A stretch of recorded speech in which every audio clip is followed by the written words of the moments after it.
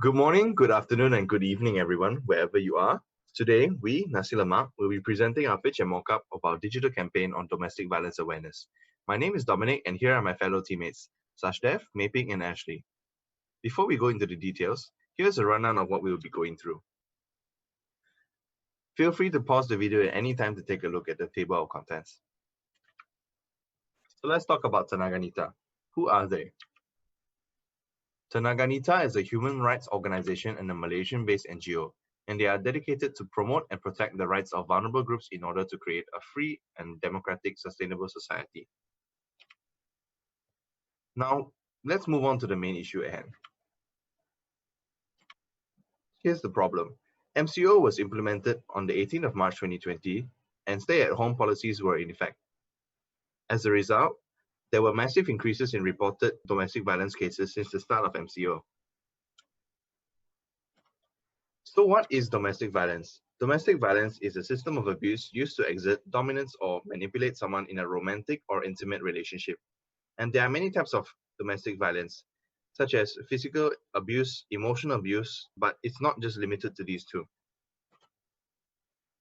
The reason why we decided to cover domestic violence in our awareness campaign is because it's a major issue in Malaysia. It's also a taboo topic in Asian society.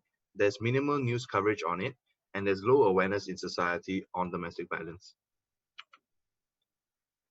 Here we present a diagram from the Women's Aid Organization. It's a power and control diagram. And on the left here, we have 4 methods of physical domestic violence. They are using coercion and threats, using economic abuse, using male privilege, and using children. And on the right here, we have 4 methods of sexual domestic violence. They are using intimidation, using emotional abuse, using isolation, and minimizing, denying, and blaming. Now I present to you the evidence that cases are indeed increasing. Dayang Kaseh reported a 57% spike in calls in the first week of MCO alone, which is from 18 to 26 March. The Department of Islamic Development received 841 phone calls and 136 emails on their hotline, MyCare-CoV-19, in 2 weeks, which is from 13 to 27 April. Women's Aid Organization received 4-fold the number of calls and messages in the 3rd week of April alone, while Bukit Aman Sexual Women and Child Investigations Division opened up 526 investigations in connection with domestic violence between the time period of 18 March and 30th April. Now I'll pass on the time to Dev to continue with our objectives. Thank you, Dom.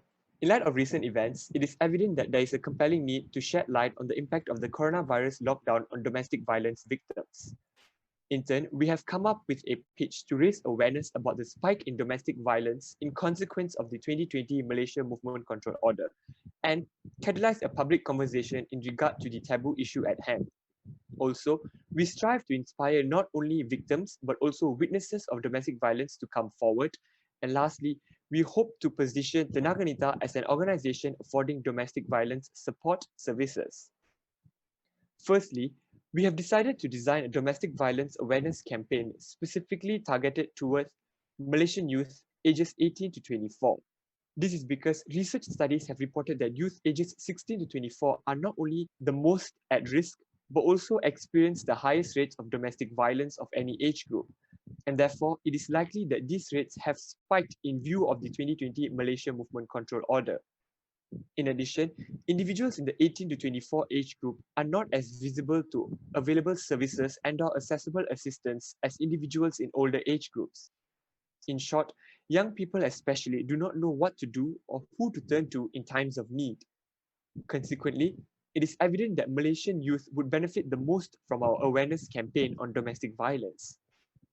Moreover, given the digital nature of our campaign, young people are undoubtedly the ideal target audience.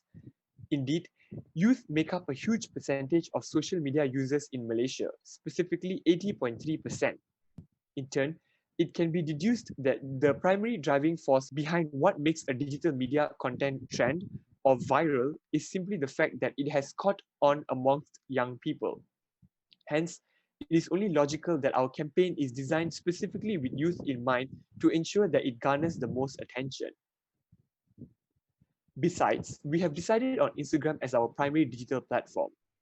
This is because Instagram is one of the most popular and widely used social media sites among Malaysian youth. In fact, Instagram earned the second spot right behind Facebook in a 2015 cross-sectional study investigating Malaysian youth social media usage. And as of February 2020, there are over 3,500,000 active Instagram users aged 18 to 24. Hence, we have reasons to believe that Instagram has emerged as the primary go-to digital platform among young people in recent years. In view of this, Instagram represents an exemplary platform to communicate our campaign through the masses quickly. Furthermore, our posts would continuously circulate in the social media sphere given that Instagram's algorithm will inadvertently create a perpetual loop wherein users who engage with our posts would make it visible to their followers in the search bar. Moreover, Instagram is also ideal because it affords a wide variety of features besides uploading visual text onto one's feed and/or stories. This includes business tools that would allow us to advertise our campaign to young people who may not be following Tenaga Nita's official Instagram account. In other words, the aforementioned affordance would endow us with the ability to indefinitely govern Instagram's algorithm so as to boost not only our campaign outreach, but also exposure. Furthermore, Instagram allows business profiles to display call to action buttons on their posts. On that account, individuals who are seeking assistance and subsequently happened upon our post can schedule a consultation or contact Tenaga Nita directly if need be with a flick of the fingers. In the grand scheme of things, Instagram is clearly the perfect platform for a campaign in view of the fact that it is not only a convenient media outlet to address Malaysian youth, but also a novel channel to communicate with victims and witnesses of domestic violence. Now, I would like to pass on the time to Mei Ping. Thank you, Dave. Next, I'll be talking about our group's visual mock-up.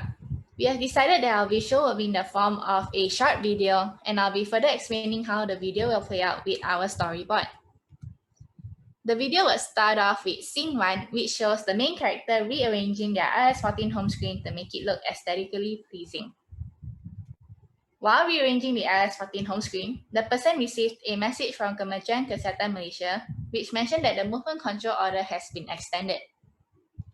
Right after the message was received, another notification popped up which stated that the main character's best friend, who is the supporting character, had started an Instagram live. The main character then entered the live and interacted by using the chat box feature. Messages such as, "Do you hear that the MCO has been extended? I'm so happy," followed by comments such as, "Why are you sad? I thought you liked online classes," when the best friend mentioned that she was feeling sad, lonely, and hurt during the lockdown. Few seconds later, there was someone shouting and banging on the door, and the best friend looked scared and uncomfortable. As the viewers heard the loud noise, they started to wonder what sound it was, and messages such as, "What's that sound? Sounds like someone is shouting and banging on the door. Sounds scary, not gonna lie," and "she looks terrified" flooded the message section. The best friend then dropped her phone, and the live only showed the ceiling. The viewers started commenting, "Hey, what happened, guys? Is she okay? I'm worried. Should I call the authorities?" However, the Instagram live then ends.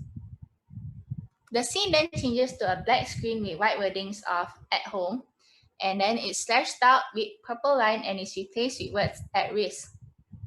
It ends with the final scene of Tenaga Nita's contact information and hotline number.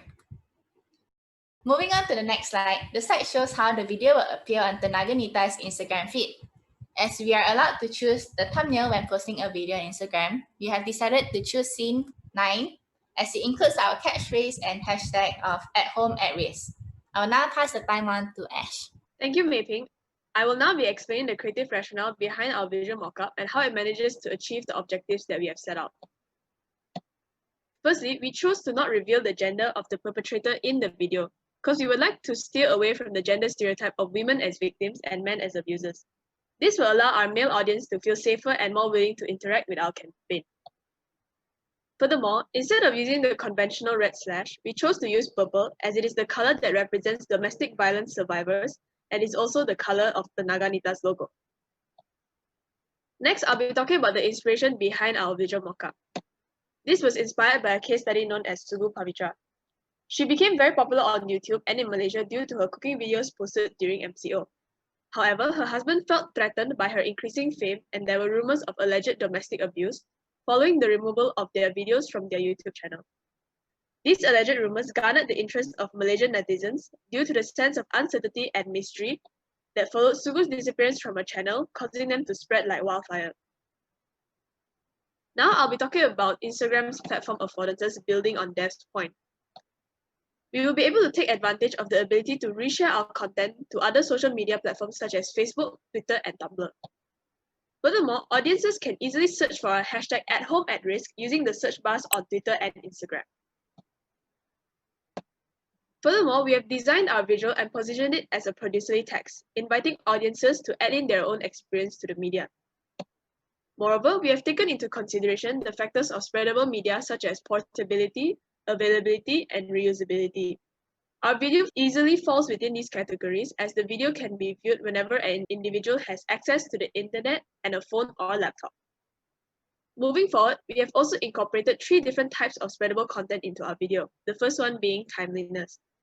The release of the iOS 14 update on Apple devices has caused a wave of highly topical discussion, with Apple users all attempting to make their home screen as aesthetically pleasing as possible and showing off their completed home screens on social media. Secondly, through the use of the screen recording and Instagram Live, instead of a highly produced and edited video, may cause the audience to engage with the advertisement further as they cannot immediately classify it as a promotional campaign, bringing forward a feeling of mystery.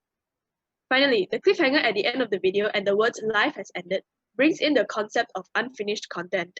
It essentially engages the audience and persuades them to actively participate in solving the mystery of what has happened to the girl at the end of the live. This is the end of our pitch and visual mockup. And these are the references that we have used throughout the entire presentation.